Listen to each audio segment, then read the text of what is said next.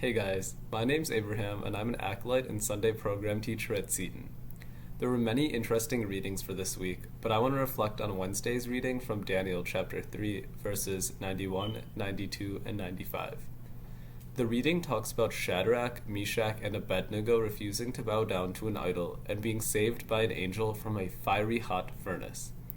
The last sentence in the reading states, "They disobeyed the king's command and yielded up their bodies rather than serve and worship any god except their own God." While it seems apparent that their defiance was both incredibly courageous and admirable, I think most people fail to recognize how hard it was. Imagine you were at work, in a class, or in another populated setting, and you heard a noise. Suddenly, everyone begins to bow down, and you're the only one left standing. Even without knowing why they were bowing down, I think I'd do the same. Learning that I would die if I didn't would only make it more appealing. From a psychological perspective, a Stanford sociologist named Mark Granovetter had an interesting way of looking at herd mentality. He says that everyone has a different limit for how long it would take them to do something they wouldn't normally do. For example, you might not reject Christ by yourself, but what if you saw one person do it? Maybe 10, 100, 1,000? Every person has a different level of tolerance. Even Peter broke down under the pressure and denied Christ 3 times, yet Shadrach, Meshach, and Abednego did not falter. The depth of their faith is pretty crazy once you begin to think about it. A natural follow-up question would be, how can I become a person of such devout faith in a world teeming with violence, deceit, and injustice? It seems like the only way to grow in faith is to reject the world so one can only be with God. This practice is often used by monks and eremites, but I would caution against it. Now, I'm nowhere near experienced enough to tell you how to live your faith life, but I want to share some words from a Dutch priest named Henry J.M. Nouwen's book, Reaching Out, the 3 Movements of the Spiritual Life.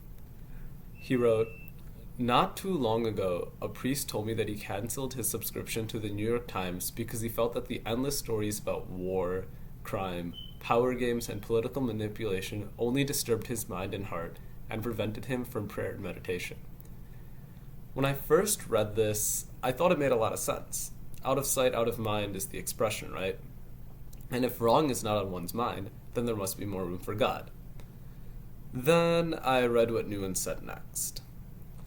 This is a sad story because it suggests that only by denying the world can you live in it.